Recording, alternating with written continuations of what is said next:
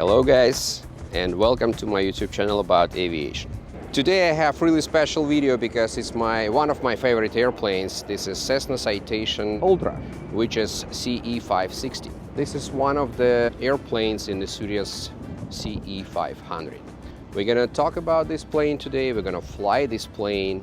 I will show you this airplane from pilot perspective, passenger perspective, and operator perspective. We will see how good this airplane flies, how comfortable it is, how many space inside, how far it can fly, and I'll try to explain everything I know about this plane. I'm not flying this plane much. I just got my type rating in August 2024, and since August I have about maybe 70-80 hours on this plane. But I flew this plane from Dubai to Europe, from Europe to Reykjavik, from Reykjavik to United States cross-Atlantic Ocean, and I did a couple of really long cross-country flights in Europe and Middle East. So I have something to share, and I hope you will enjoy my video. So please like, share, comment. If you have any questions, just post your comments below this video and I'll try to answer to your questions. And I usually answer to everybody. Enjoy my video and subscribe to my channel.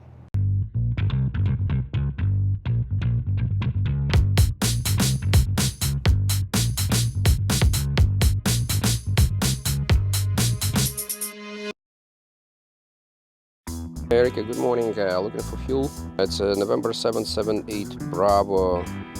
Thank you so much. Bye-bye.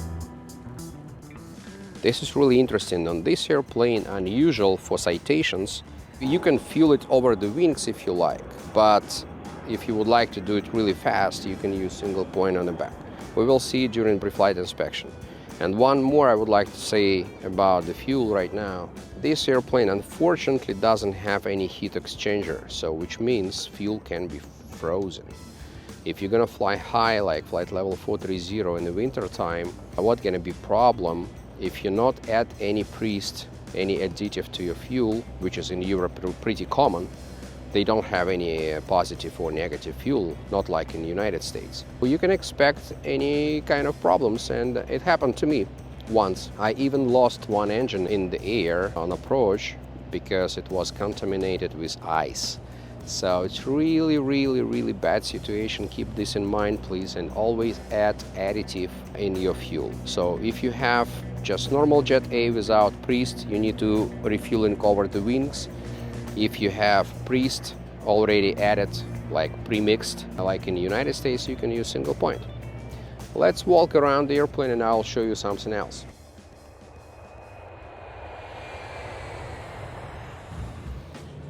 We're just gonna do a walk around because I already did full pre-flight. We already checked all lights and everything else. So simple walk around, which captains usually do before each takeoff, each engine start. I'm checking the static ports, the static port in a good shape. And as you can see, it's 3 static ports. We have 3 systems, pilot, co-pilot, and standby, which is really cool. This is my favorite baggage compartment because all pilots, I know, most of the pilots, they use it for personal belongings. As you can see, it's pretty big. It can hold up to 310 pounds. So you can put your personal bags here. You can put maybe 6 bags like that inside this baggage compartment.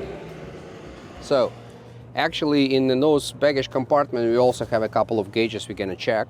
I don't want to pay a lot of attention to this, but we usually check brake low level and pressure in accumulator charges. So this is always part of pre-flight inspection, which usually done by captain, or if it's Part 135 operations, maybe it can be co-pilot. What I also like in this Citation, this baggage compartment is the same. So I mean, it's only one baggage compartment and you can load your cargo from both sides. We have windshield alcohol gauge here. I will talk about anti-ice system right now, just briefly. For windshield de-ice and anti-ice, we have 2 different options. The option number 1 it's a bleed air. So the bleed air is coming from engines, hit the windshield. And the second one, if it's not enough or we have any problems, engine failure, blah, blah, blah, we can use windshield alcohol. This is just normal alcohol, which just sprays on the left side of this windshield. For wings de-ice, we have boots, which is pretty classical. A lot of airplanes has it, so nothing special to explain. It can work in manual mode, it can work in auto mode. As soon as you switch on the button, it's gonna start pushing air inside and remove the ice. It's also engine anti-ice system. When we have visible moisture and temperature -0, we can use engine anti-ice, which is gonna heat these lips and CP prop inside the engine. Wing. You probably know about this is classic citation, which means it's a straight wing. This is why this type of citations a lot of people call slowtation, because straight wing limit us by speed. And I can tell on this airplane, I personally seen on flight level 430 about 0.72 Mach. This is what I've seen. By limitations, by book, it's 0.755. So this is the max speed on the cruise altitude, which makes this airplane probably not the best in the class in terms of speed and time in the air, but in the same time, as I said, you have some economy in the fuel. This is just, as usual, in the just normal ailerons. You're gonna check it's a free movement. We don't have any obstacles, it's moving freely. Long flap. We have 3 positions, 7, 15, and 40 degrees. And we have speed brakes. The speed brakes on this airplane, they don't have any speed limitations, which is making really efficient on a descent if you need them on any airspeed. I'm gonna check oil. So a lot of pilots on flying the jets, they not really pay a lot of attention to oil check. Usually if you see some oil here, it's good to go. But I would like to be more precise and work by book. As you can see, it's a lot of marks. We can check oil on the hot conditions and the cold conditions. This is mark the 10th for max cold. And we are about right where we good. We don't need to add any oil in this engine. Also, this engine equipped with thrust reversions. And this make this citation is much more efficient and interested than, for example, like classic 500, because thrust reversals allows you to use much less runway on the landing. I don't remember exactly, but I remember I landed this airplane on 3,000 feet runway somewhere in Europe without any problems.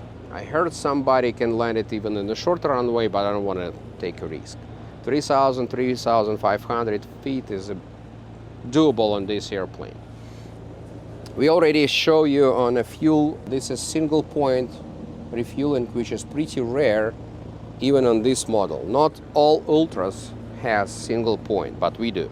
The same DI system, boot system on empennage, and you can see this is classic empennage, which have vertical stabilizer and horizontal stabilizer, but it's not a T-tail like on 525. You will see this airplane right there with T-tail, Cessna Citation, but it's 525 model. It's 500.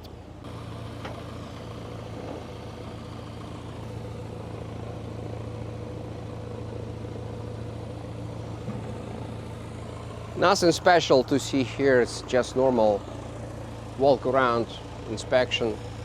I usually check inlets and outlets in an engine to make sure it's clear, no obstacles, and baggage compartment with special section for the skis. You can take your skis inside if you're going to ski in the winter time, like an Aspen or Telluride or whatever. So the baggage compartment limits is 300 pounds on the front side and additionally 200 pounds on the aft side. So it's total 500 pounds you can put in this baggage compartment. And this baggage compartment is pretty big. Last time I flew with family and I put 7 cabin size bags inside and 1 really big case. Also we have accessory compartment here in the back, of course. We have batteries there, I usually disconnect batteries after each flight, and we can check hydraulic level there and fire suppression system back there. So in general overview, if everything is fine here, the same oil check like we did on the right engine, we're gonna do here. It's really simple for pilots, even with my height 5.7. I don't need any steps. You see it's a lot of oil, so we're good. All good here. So checking the surfaces, making sure everything is good.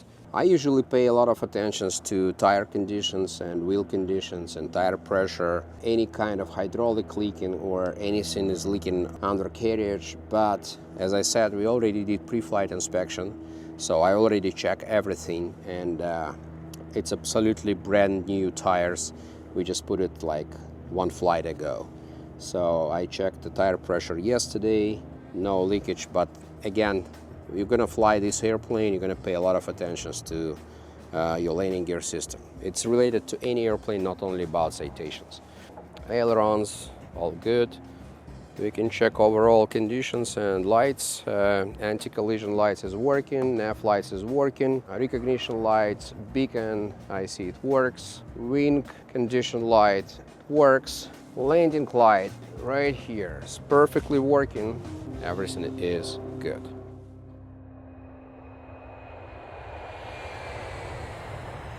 What I can tell you as a pilot of this aircraft is super easy to fly.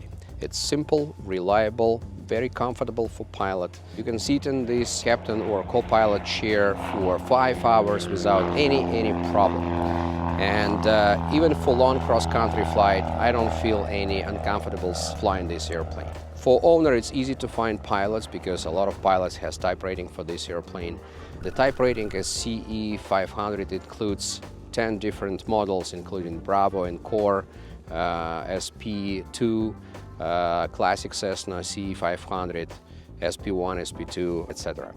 So I'm happy to be a pilot of this aircraft, and if you want to know how to fly this airplane, I invite you to take lessons and get your type rating. I can train you on this aircraft, and you can take check ride on this aircraft. You don't need to go to flight safety or Orlando, SEAM, etc., etc., etc. You can do your check ride on this aircraft, and it's going to be more efficient, a little bit cheaper, and extremely fast, less than 7 days. I hope you enjoy my video as a pilot, and we will talk in details about other aspects later in this video.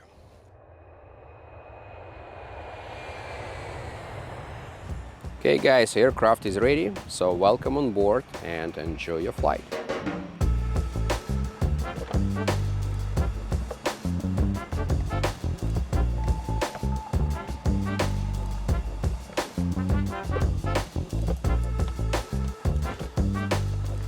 All good? Comfortable? Okay, welcome on board, and a quick passenger briefing for you. So we have main door here on the left side. We're going to use it in the case of emergency landing, but if we have any fire or obstacles on the left side, we're going to use emergency exit on the right side, right here. You need to follow my command in case of any emergencies. Use your seat belts during takeoff, taxi, and landing. It's mandatory. During cruise mode, you can unbuckle, but in case of turbulence, I will ask you to buckle it again. So we have a couple of fire extinguishers, one of them on the behind the last row of the seat and one in front of in the cockpit. We have full snack bar here. We have nuts, chips, water, ice, freeze, some kind of alcohol. We're not serving alcohol on the ground, just in the air. Any questions on the briefing? Okay, good. I'm gonna close the door and we can go fly.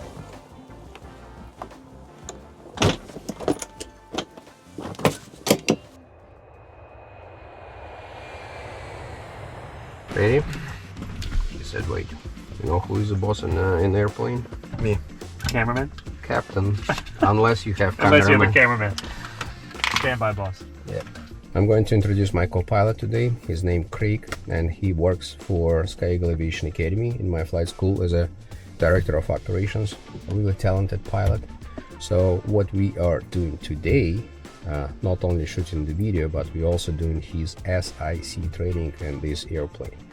SIC training is a second in command because this airplane designed for 2 pilots. You can get special exemption for single pilot operations, but it's required additional training and additional hours on this type and additional check. So I don't have single pilot exemption as for now, so we're gonna fly all together and I'm gonna teach him how to be an SIC. And as soon as we finish with his training, which includes a couple of at least 3 landings and 3 takeoffs, emergency operations, and knowing all systems of this aircraft, I can sign him off and we can issue SIC rating in his license. So Craig will assist me today as a normal co-pilot, and we will try to demonstrate the best possible procedures and operations in CRM in a cockpit, how it should be in a normal life when you're flying Part 91 or Part 135, especially 135. Ready? Ready. Okay, let's go. Okay.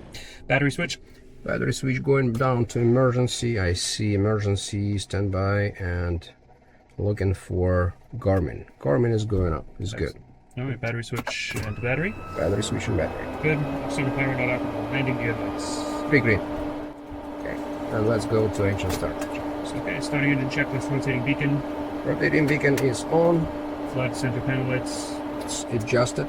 Okay. Inverters, avionics switches. Off and normal. First engine. Engine number 1. Looking into rotation, waiting for 8. I have 8. Moving forward, fuel flow positive. Now we're gonna see oil pressure, it's looking good, and 1 rotation.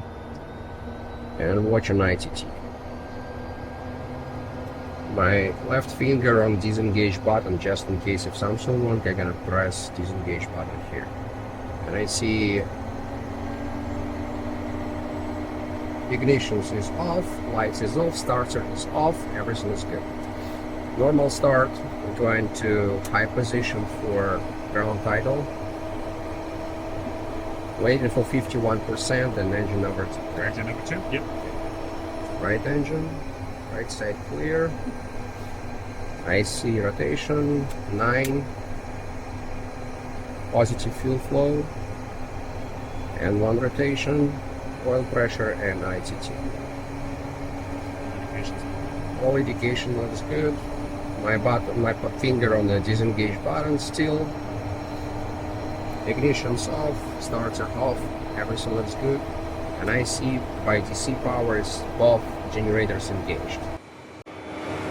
Cabin is ready, passengers ready. Good. Executive Ground, good morning. Citation November 778 Bravo at the Bravo 7 ramp, ready to taxi. Number 778 Bravo, Executive Ground, runway 9er at Alpha 2, taxi via Bravo Echo. Runway 9er at Alpha 2 via Bravo Echo, November 778 Bravo. Okay, continue with before taxi checklist, please. Okay, radios and avionics. It's all set, we got everything. All set, up a tower and standby. Yep. Good to go. All right, altimeters, 1, 2, 3. 3027, 3027, 3027. Check. All right, radar. Not required. Okay, pressurization. Not required, it's on the sea level right now. Flaps for takeoff. Flaps already set for takeoff, indicated for takeoff. All right, speed brakes. Speed brakes, retracted, extended. My side good. My side is good. Retracted. Flight controls. Flight controls, being correct. All right, inverters. And AFIS Normal. tests. Good. PFDs and MFD. Okay, on a PFD, I have airspeed is 0, heading mode, go around mode, 5,000 feet initial altitude. My elevation is 020, which is the same like we have in Fort Lauderdale. My heading 350 right now, vertical speed is 0. And everything matches on my side. Good. Standby gyro. Standby gyro is activated and deactivated. All right, told cards and bugs. It's on your side, V speeds. Give me V speeds. Echo Mike. Okay, V1 is going to be 95 knots. V speeds, takeoff speeds, V1. 95 knots. VR, 99. And V2, 109. Okay, Okay, tell me more about V-speeds. What does it mean for you? So I will call out your V-speeds for you. V1 is going to be... You're going to call me 80 knots. 80 knots. Okay. Airspeed alive, 80 knots. Then I'm going to call you V1 at 95 knots. I need to remove my hand. Yep, you remove your hand from the thrust. That's the speed at which we will continue takeoff. VR, 99 knots, rotation. And V2 will be 109, continue in case of any... engine failure. Engine failure. Climb at 160 let me knots. give you emergency briefing. So we're going to take off runway 9er with wind 050 from the left side, and we have 6,000 feet runway available. We just need about like 2,700, not more. So we're going to take off about in a beam of November. In case of any abnormalities below 80 knots, like any lights or something wrong, we're gonna abort. Above 80 knots, I'm gonna abort in case of engine fire, engine failure, TR deploy. And after V1, we're gonna continue in any case. I don't care what happens. We're gonna climb to 1,500 feet AGL. We're gonna do a couple of patterns, figure out what happened. If we need to come back, we're gonna come back here to executive airport. If we have hydraulic failure or system brake failure, we probably go to international airport because it's a longer runway. Yep. Any questions on the briefing? That sounds good to me. Executive Tower Citation November 778 Bravo, holding short runway 9er Alpha 2, ready. 778 Bravo Exoto, there's a Hawker on a 4-mile final, expedite departure, turn left to the northwest, runway 9er Alpha 2, clear for takeoff.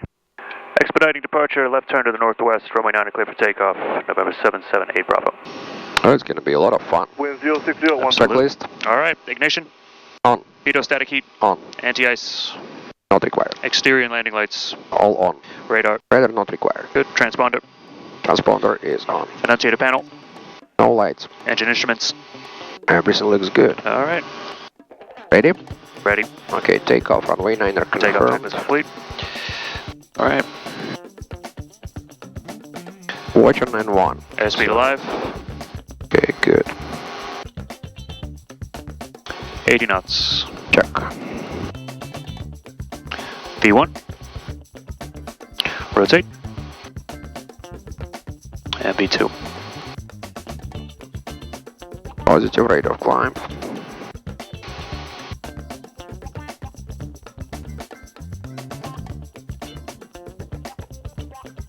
Exec Tower, Citation 95 Tango Delta, Foxtrot 9er Alpha 2 ready. The 905. 500 feet flaps up, please. Flaps up. 3 for departure. Okay, number 3, VFR 5 Tango Delta. Not a problem. And give me heading 315, please. Heading 315. I don't want to go to Pompon airspace. Heading 315 is set.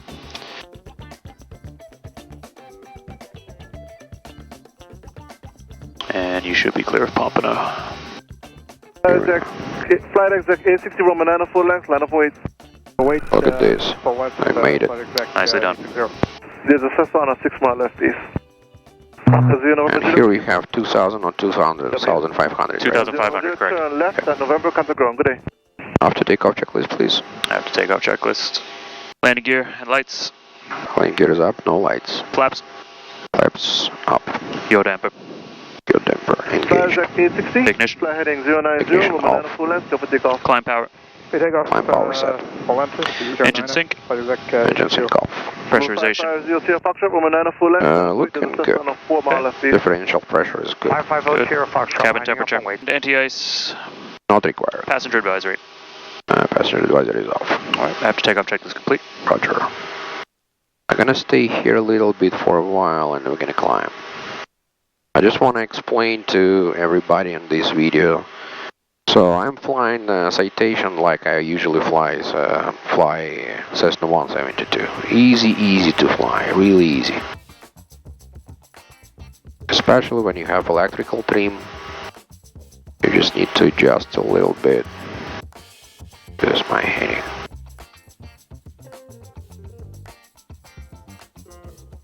This is like more powerful Cessna 172. What do you think? Yeah, she flies, like you said, Cessna's a Cessna. Cessna is a Cessna. Yeah. Pretty easy. Higher speeds, but everything else is good.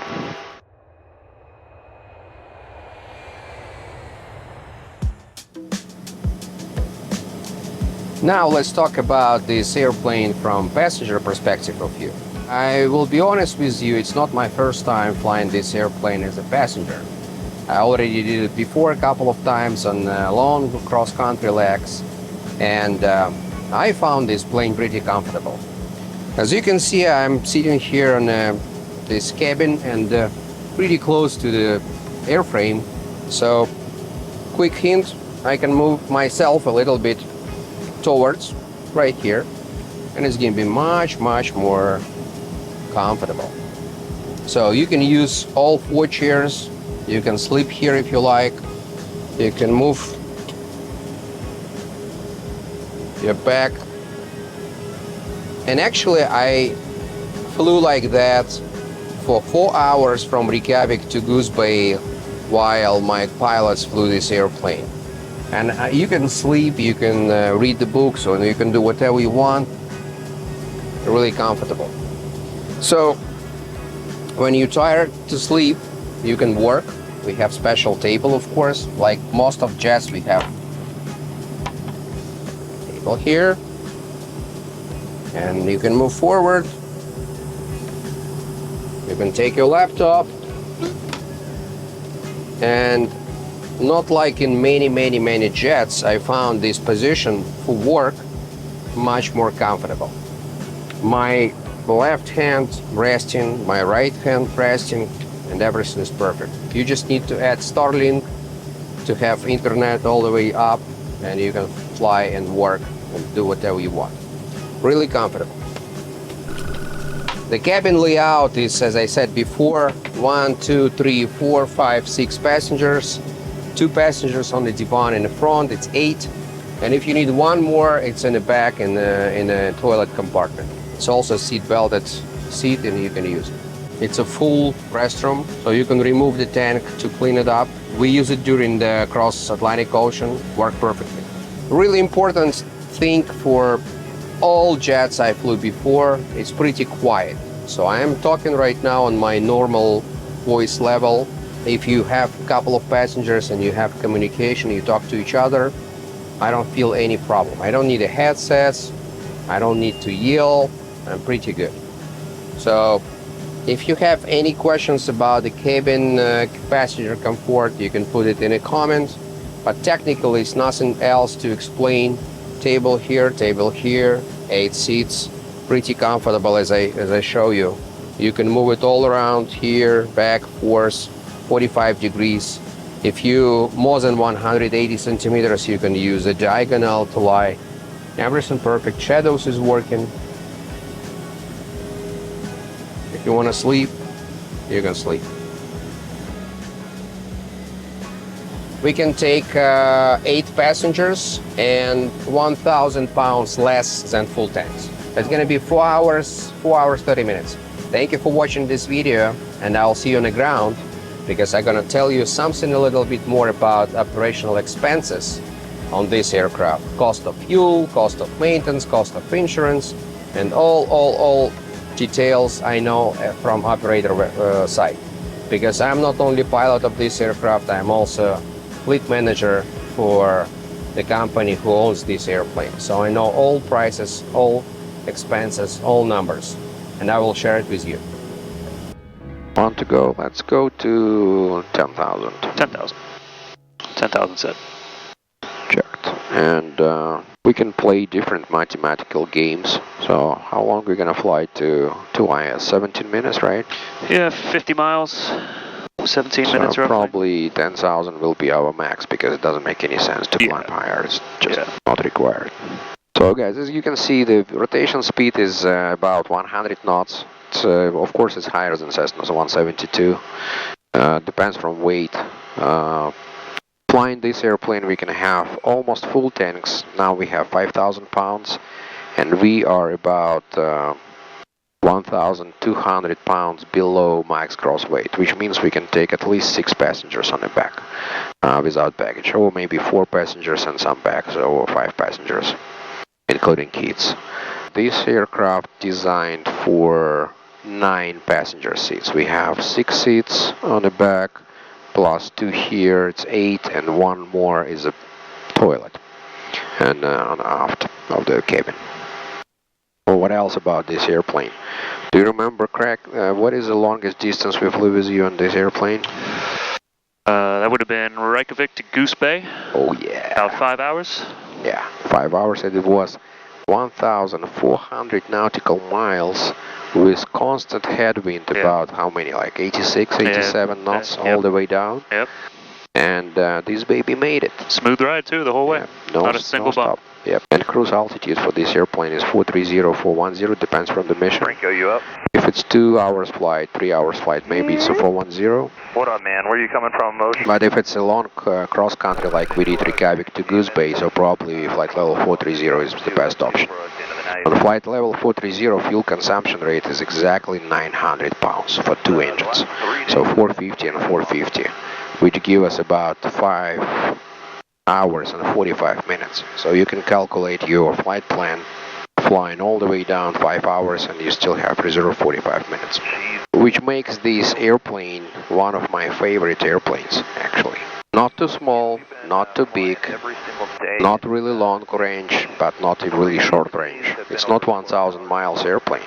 It's almost 1,500 miles airplane. I envy you, man. And as we already mentioned, the speed about 0.72, right? 72, 73? Yeah, we got to about 7.3.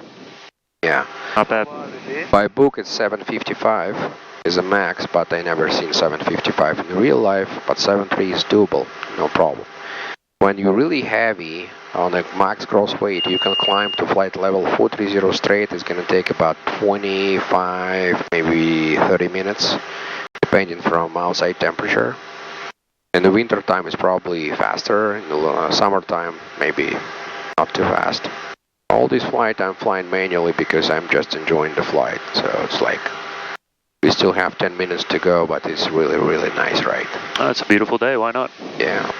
Okay, what I would like to also stress about this airplane, I'm really in love with pressurization system. The system is simple, I don't know, as simplest I've seen in my life probably. Cabin maximum differential is 8.9er. It holds pressure really good, and I don't feel any problems with my ears, which is pretty sensitive. And cabin is climbing smoothly and descending smoothly. Small actions you need to adjust an ALEC controller, but again, it's no big deal. And actually, my question to you, if we lost all electrical power, what's going to happen to the pressurization system? The pressurization will be okay. Why? Because we have redundancy built in with the 2 outflow valves. Because we don't relate it to electronic. Yeah, this one manual. is completely manual, and it's just linked to the manually. So nothing happens. Shouldn't worry about the engine. Cruise checklist? Yeah, let's go. Alright, cruise power. Cruise power set. Engine instruments. Looks good. Fuel quantity crossfeed. Not required. Good. Pressurization. All good. Alright, and anti-ice not required. Cruise checklist complete. Okay, we can start our descent actually, because it's 7 minutes to go. Well, time flies when you're having fun. Yeah. Alright, defog fan. We will not use defog fan right now, it's good. And foot warmers. Not required. Airflow distribution. It's good. It's open cold and going to bed. Pressurization and temperature once again. And all good. Windshield bleed air. Not required. And anti-ice. Not required. Alright. Approach checklist. Let's go. Alright. Seatbelts, shoulder harnesses. It's all on. Good. Passenger seats. Looks good. Excellent. Cabin and emergency exits. All clear. Airglades, Unicom. Yep, 1, 2, 3. 12305. Yep. Okay, continuing the approach checklist, avionics and flight instruments. Good. All set. Alright, fuel crossfeed. Not required. Passenger advisory. It's all on. Anti-skid switch. You can give them landing briefing. Landing briefing is right here. Alright, anti-skid switch. On. Ground idle switch. Normal. Engine sync. Off. Altimeters. 3027, 3027, 3027. Landing data, 14.5. Okay, VREF. 105 VREF. Approach speed, 111. Landing data and bugs are set. Thank you. Crew brief. So it's going to be normal landing, runway 13 at Airglades. We have 5,000 feet available runway. Visual approach, we're not going to use any ILS or any RNAV today. It's not my intention to demonstrate all procedures. It doesn't make any big sense, but this airplane is capable to fly RNF, all possible LNF plus V, LPV, ILS, localizers, whatever. So all possible approaches we usually use in the normal life. This airplane is flying by himself using autopilot. Autopilot is great also in this airplane. I love it. Excellent. And we did it before with you, right? Yeah. It's super smooth. Makes it too easy.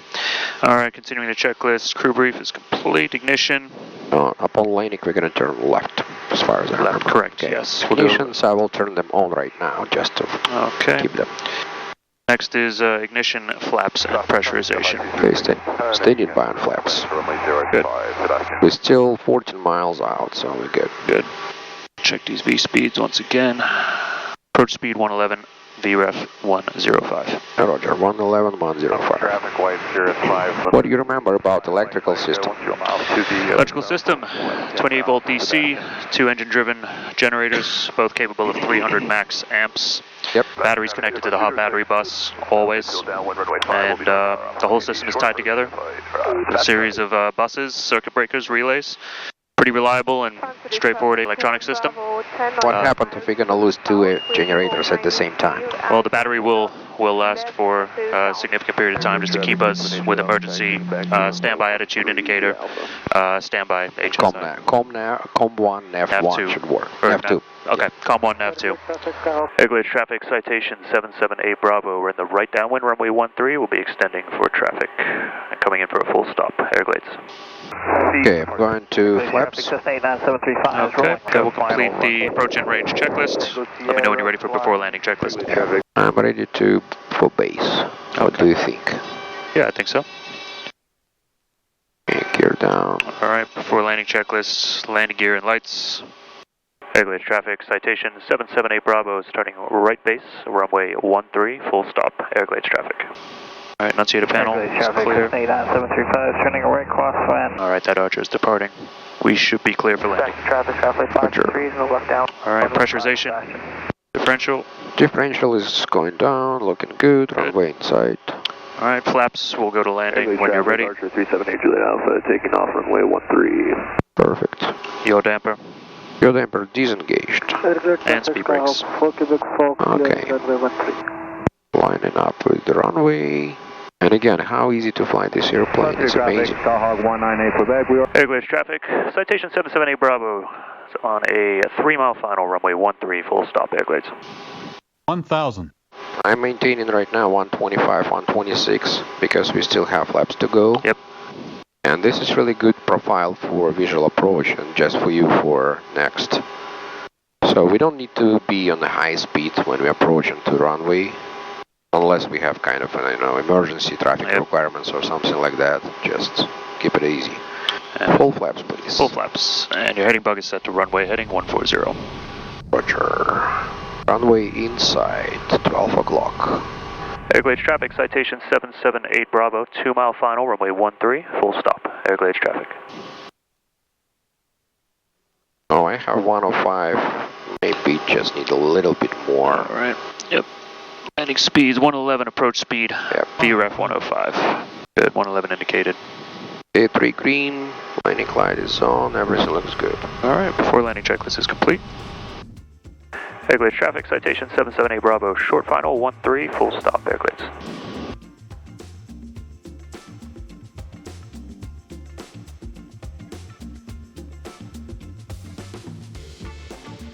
$800. 5 above. Directing.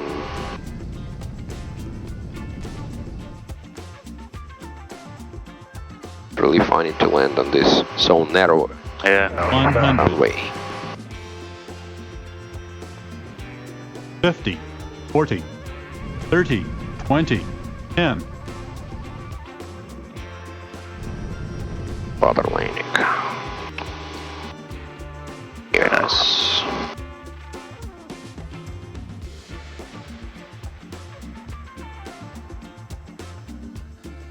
Speed brakes.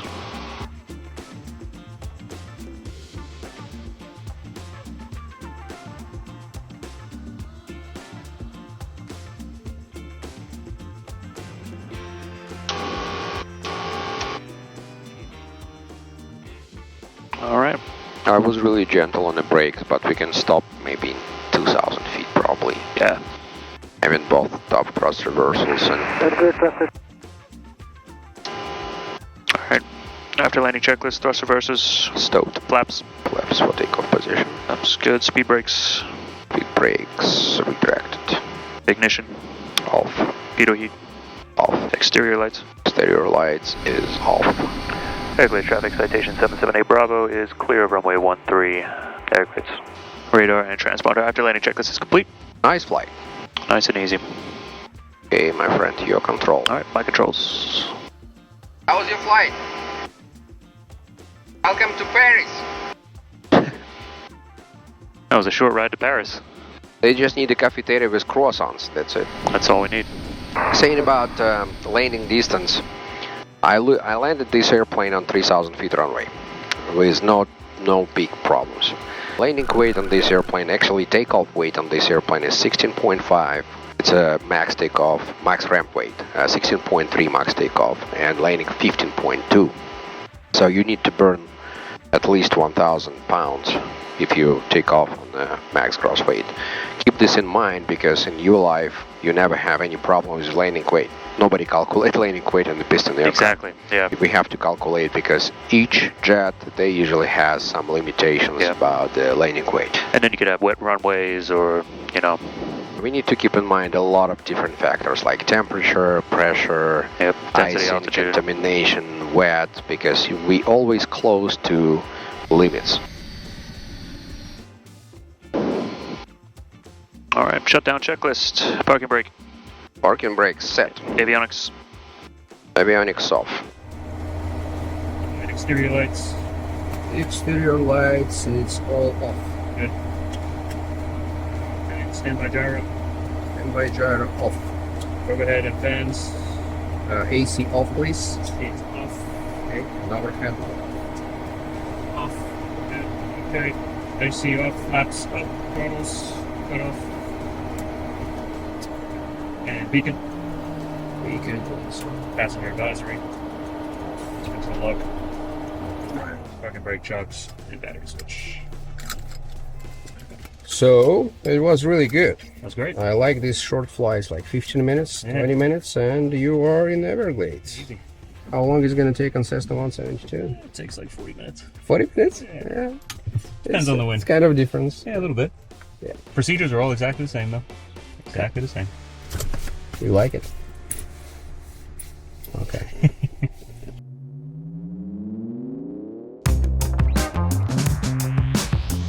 Nice. Beautiful weather. Thank you so much. Thank you for flying with us. See you next time. It was a great flight, especially for the money I paid for this.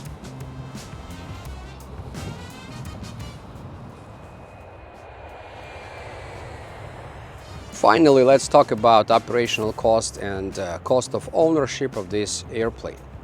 I think it's really important to keep in mind that all numbers is variable depending from where you are located, where you're flying. Is it a big airport? Is it small airport? Do you park this in a hangar? Do you park this in a big hangar? Do you park Citation on a ramp, etc., etc.? But roughly, let me give you some my experience and my numbers. Let's start from operational cost. For this airplane, the burning approximately 150 gallons an hour. I said approximately because if you're flying short routes, it will be closer to 200 gallons an hour, because at the first hours you're going to burn roughly 300 gallons an hour. As soon as you climb to cruise altitude, your burn will be decreasing, and in average 150-160 gallon an hour. So having this Fort Lauderdale executive price, it's about $6 a gallon, which give me almost $1,000 just for fuel an hour.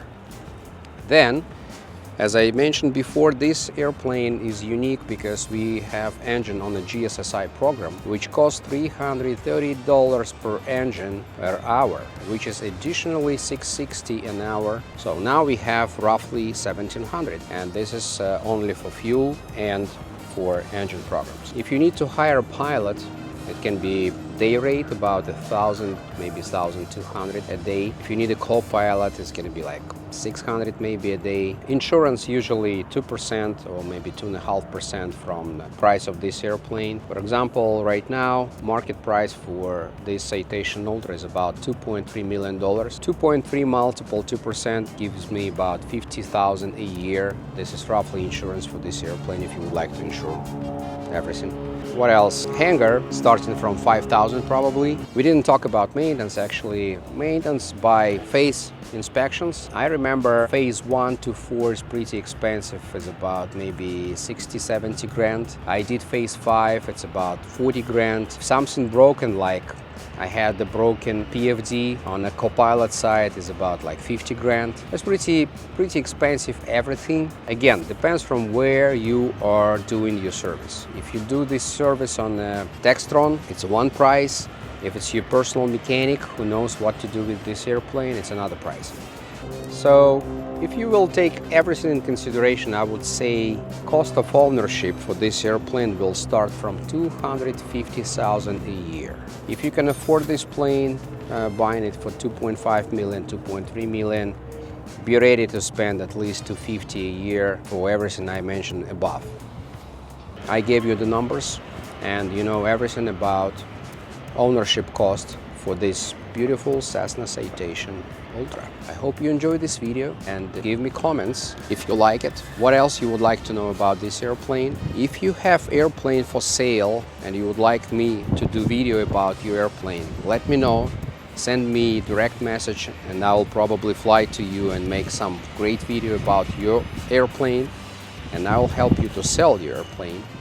If you would like to buy airplane, this is one of my business, to buy an airplane for my customers.